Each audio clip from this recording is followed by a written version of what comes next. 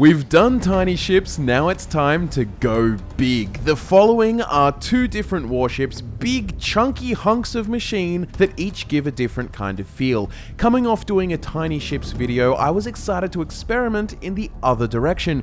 And man, there is a lot to it, and it can get real tricky. In Starfield, we have the limitations of 40 meters in length and width, and there is also a height and mass limit, as well as an actual module limit. So within 40 meters squared, we won't be making any battleships the size of the UC Vigilance, but even within this limitation, there is lots we can still do to create some huge, heavy weapon platform tier destroyer ships, or warships, whatever the technical name is, I do not know. Doesn't matter. Welcome to Fudge Muppet. My name is Scott, and here are two warships in Starfield that you should try. Beginning with the first, this is Galactica. The name sounded big, and man, this ship is fat. I've pushed the module limit here. I can't really place anything else, and yeah, in concept, I wanted this to be a chunky, heavy-hitting fortress-type warship with a high-sitting command bridge and a giant weapons array at the mouth. Both this ship and the next ship are C-class ships with big C-class engines,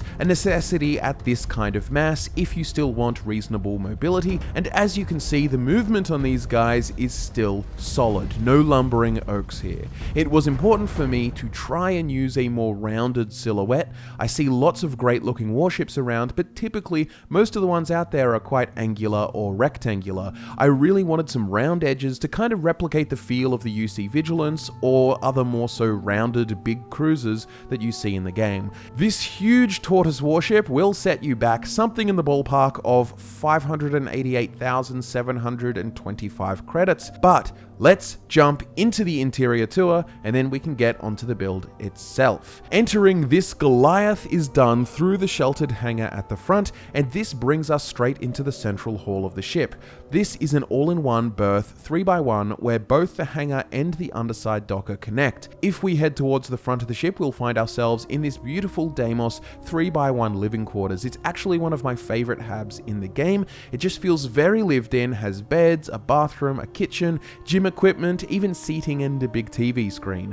I also like to put in these underside port windows so that the crew could see people entering the hangar below. We then head back the other way into the all-in-one berth again, and beyond that to the rear we enter the armory, so the entire crew only has to inhabit a single floor to go between living areas and then go and gear up for battle. Tucked beneath the armory is my private captain's quarters, where you, like an admiral of the ship, could go over battle plans or have private conversations with your second in commands. I'd highly recommend that you have the ship command skill maxed out for both of these ships in order for them to feel the most lived in. With 4 ranks, you can have 8 companions plus Sarah Morgan as an extra, because her leadership skill allows you to have an extra crew member. In practice, she just doesn't take up a crew slot. But back to the central berth, we aren't going to the upper floors just yet. Instead, I want to call attention to the 2 hallways either side of the central ladder up. To the right, this hallway leads straight to the infirmary for all our wounded, and through to the left hallway we have our workshop, so you have all the crafting amenities you may need. The ladder in here is parallel to the central ladder of the berth, and it leads up to the second floor, which on the port side is a computer core hab where all our data-driven techie stuff happens, and you will notice that there is another of the hallways that leads across to the center ladderway. But just to demonstrate, from the berth from which we enter the ship, we would head to the central ladderway, and as we go up to the second floor, this opens up to a 1x1 hab which features a porthole window that fronts into the mouth of the weapons array. You can see the shield just in front and the weapons mounted. But before we continue further up to the command deck, we can head to the right through to the other hallway, and there is a science lab hab which sits above the infirmary below. I really do like to prioritize a simple and easy to remember layout for big ships, and this one in particular essentially runs along across. The first level is essentially a long hallway until you get to the central ladderway, and on the first and second levels this has hallways either side leading to the adjacent 2x1 habs forming across. But now to the command deck above, we take the the central ladder all the way to the top, which puts us in a 2x1 control station hab, and then we take a separate ladder straight into the Overseer Bridge, where we can get a good view of the whole battle situation. So more or less, the central length of the ship at the lower level is the living space, with amenities and workstations at the wings, accessed via the hallways, and then on top we have the controls for the ship. Makes sense to me, very easy to remember, but let's break down this beauty and build the thing together. I've taken the 4 layers of the ship and split them all apart so we can clearly see where every bit goes. I found this to be the simplest way to convey ship designs. Starting with the very bottom layer, we have a porthole window affixed to the back of this Deimos 2x1 captain's quarters. All of the habs in these builds are Deimos, as to me they feel the most military in vibe. Either side at the forepart of this captain's quarters is Nova Cowling 1L. Directly in front of the hab is an extender port 200 docker flipped for the underside, and this attaches to the rear section of the berth hab, which will be placed on top. Either side of this are the 2 Galleon S203 cargo holds, and in front of this section is the Deimos 120 LD landing bay, which also will connect to the berth above, resulting in a singular entrance for the ship. Either side of the landing bay are 4 Deimos bellies arranged like so around a Deimos hull A. It looks a little bit random now, but they all attach in a way that makes sense when the top layers are put on. At the front are 2 Stroud Cap A's flipped for the underside, and between them is a row of 3 porthole windows flipped for the underside, which will be affixed to the living quarters hab above. Starting from the rear of the second layer, we have a porthole window on the back of the 2x1 armory with a Hope 55 landing gear either side. At the back, Nova Cowling 1L is placed on either side here, and connected to the front of the armory is the 3x1 all-in-one berth. Either side of it at the rear end is a Deimos hull A. These 2 Hope Tech cross braces connect at the front sides of the berth, and these are the hallways that lead into the adjacent habs. The port side hab is the workshop with a Hope 55 landing gear attached to its side and a Deimos braking engine at its front. The other side is the same layout but mirrored, and the hab is instead the infirmary. Attached to the front of the berth is a 3x1 living quarters, which acts as the main structure for everything here to attach. So we have the Assurance SG 1800 shield generator on top here, and either side is a Stroud nose cap C with an equipment plate and Vanguard Ares particle cannon mounted. For these particular weapons, you will need to have made a certain amount of progress in the UC Vanguard questline. At the front sides of the hab, there are 2 Horizon weapon mounts, each with PB0300 auto alpha beams attached in all slots, and to cap off the end is a Deimos braking engine. We can now take this layer and place it atop the bottom, and now you can see how it all makes sense from underneath. Let's keep building. The third layer from the back is 2 Stroud Cowling 1LA at the sides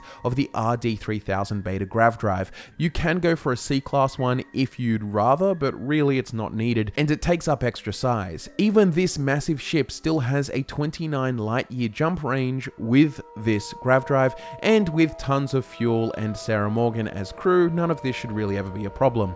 In front of this is a Hope Tech radiator just for the aesthetic reasons, and on either side of this is a Deimos hull A. Placed either side of the hulls are Supernova 2200 engines with Nova Cowling 1L on their outer sides. Moving towards the front, we have 2 900-ton helium tanks with a Pinch 8Z reactor snug in between them. Then on the port side, we have a Deimos computer core 2x1 hab with 2 Deimos Spine A's on top and a braking engine at the front, and some Nova Cowling again on the side here. This connects to the starboard side via 2 Hope Tech cross braces with a companionway in the middle. Itself has a porthole window at the front. The starboard wing is mirrored, but the hab itself is a science lab instead. Let's place the third level on top, and you can see that we're really getting somewhere. Alright, the top layer is technically 2 layers, but it tapers off at the sides. So in the middle on the underside there is a Deimos belly connected to 2 Deimos hull A's, and then 2 spaces in front of this is the control station, as you can see, and on front of this control station is a Nova weapon mount which has 2 Vanguard Ares particle cannons mounted. Now that core section is understood, we can see everything from the top. This is a symmetrical design with a Supernova 2200 engine at the back, followed by by a Stroud Cowling 1LA, a Stroud Cowling 3LA, and then a Stroud Cap A in front. We also have several of these Nova Cowling 1Ls lining all the way to the engine. The central structure is 5 Deimos Hull A's arranged like so, and in front is the Overseer 400 bridge. Behind this is a Deimos Spine A, followed by 4 Deimos Spine B's, and a Deimos Tail A at the back. Snap this top layer on and bam, we have the Galactica, a giant, hunkered warship with a big weapons array mouth at the front. Do keep in mind, the landing gear and the bridge, as well as the HopeTech braces, will need to be acquired from Hopetown on Polvo.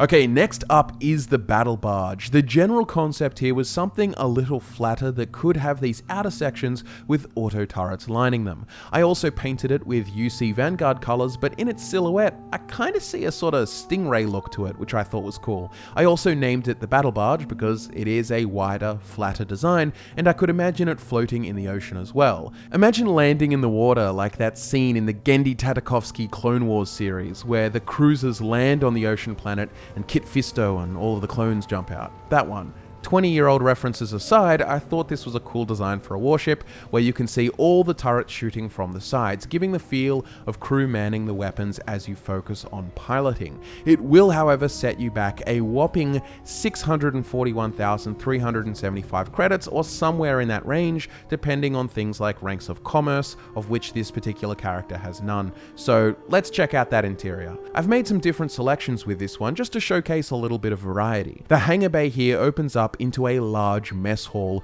with a kitchen and plenty of seating. Immediately to the right is a sectioned off room which leads to the first of the all-in-one berths, which has plenty of windows which look across to the opposite side, and you can also see the lead up to the hangar. But back to the mess hall and towards the back of the ship, we will find the infirmary. So I suppose if Mickey Caviar's cooking ruins you and you need a colonoscopy stat, then you can hop on over to the next room ASAP. But in the mess hall itself, there is another sectioned off table area, which then leads into the other wing. To the right towards the rear is a workshop, and then there is again one of those beautiful Deimos 3x1 living quarters, which leads towards the front, where it connects to another of the all-in-one berths. There is plenty of living space and bedding available for a large crew. But back again to the hangar entrance at the mess hall, immediately there is an easily accessible ladderway which takes us up to command. On the second level there is this engineering bay which leads to the front of the ship, which features a companionway with a cool window in the bottom, and this is the docker entrance for the ship. So both the hangar and the docker can easily access the ladder which takes us up to command. Speaking of which, let's go there. The ladder here takes us up to the command deck, which has the bridge and several habs. Firstly, this is a control station, which then leads to a 2x2 battle station at the rear, which just looks awesome, and adjacent to this hab is a computer core room as well. So this area truly feels like the command deck of a warship. But before we head back through the control station and towards the bridge, we can take the ladder up to our captain's quarters, which sits at the top part of the ship with a porthole for viewing. Ideally, little kids shouldn't be rummaging through my stuff, but you know, it is what it is. Samco has all the leverage here with a 30% top speed boost and a free engine power slot. Anyways, back into the control station and onto the bridge. This is sexy. This is one of the coolest cockpits in the game. It has the best views, and it really fulfills the vibe we're going for here. It has jump seats, a co-pilot seat, monitors, and consoles everywhere. It's just really damn cool. But let's dive into the build itself. Only 3 layers to split this time, starting at the rear of the bottom layer. We have 3 of the DT220 engines arranged like so around and in between the starboard side 2x1 Deimos workshop hab and the 2x1 Deimos infirmary hab, each with a porthole window affixed to the back. In this core section, we have a Deimos 3x2 mess hall and a Deimos 3x1 living quarters next to it on the starboard side, and attached to the outer sides of this core section at the front are 2 3x1 Deimos all-in-one berths. In between these is a Teo shipbed 200 landing bay, and there will be 2 porthole windows flipped for the underside in the spaces in front. These connect to the end of the engineering bay and companionway above, but that's later. At the front of these habs on top are equipment plates with PB300 auto alpha turrets. Oh, and before I forget, there are also 2 windows affixed to the inner side of each berth. I just thought it was cool that they could look out at everyone just coming up to the hangar bay, and I suppose they can wave at each other, but this area is also protected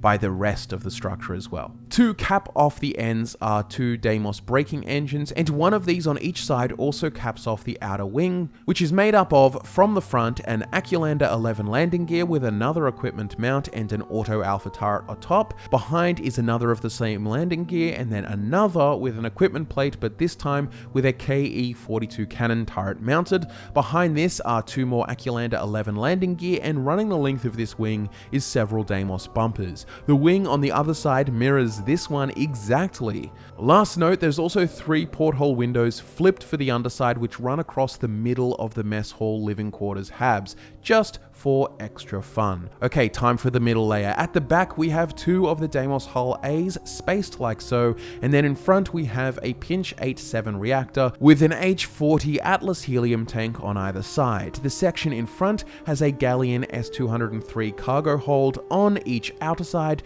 then 2 Deimos Hull A's with an RD-3000 beta grav drive in the middle. Then 2 more Deimos Hull A's in front of the other one with a space in between. Then 2 Deimos Hull A's with a Deimos belly at the fore that is nestled alongside a Deimos engineering bay, and its other side has the same 2 hulls and belly arranged like so.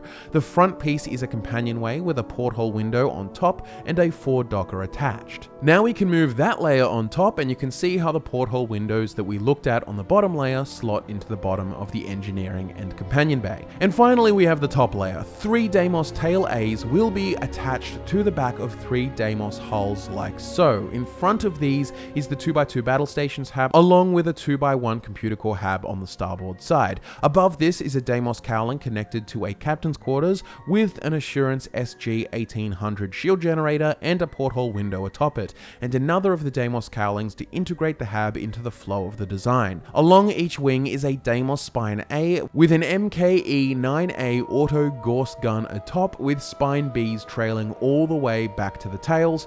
On the underside of the Spine A's with the guns are a Deimos belly, and on the outer side of the design we have Deimos bumpers arranged like this. And of course, to finish it all off, we have the DS-40.2 Ares bridge. Snap that layer on top like so, and we have the Battle Barge. It's such a cool ship and it functions really well. Both of these ships should fulfill your warship needs, and I hope even if you aren't interested in the designs themselves, then perhaps one element or perhaps the interior layout even has inspired you to do something different with your designs. Please give the video a like to support what we're doing here. We have plenty of ideas for shipbuilding, cargo ships, fighter ships, and especially cheap ships. I think that's something people have been asking for a lot. Some really cool early game Class A cheap designs. I think that is what I'll do next. Also, I can't wait to see if we'll get some new updates and DLC in the future that bring even more shipbuilding customization. I personally would love to see some kind of DLC where you can actually have and fight in the enormous battleships, though you'd need enemies to match. I get that they can't land on planets, but what if what happens is that you actually land with a small shuttle, and then when you fly off, it auto-docks into the battleship itself? Like, maybe instead of these ships needing a landing bay for people to walk into, they need a big landing bay for small ships to enter. But yeah, there's probably a few considerations and logistical things, and this game uses docking, not landing bay. Maybe it's like a landing docker section, but still, it's a cool concept. Anyways, thank you so much for watching. I'm really glad that you've been enjoying all the content. It means a lot to us. Thanks again, and I'll be back to nerd out with you again real soon.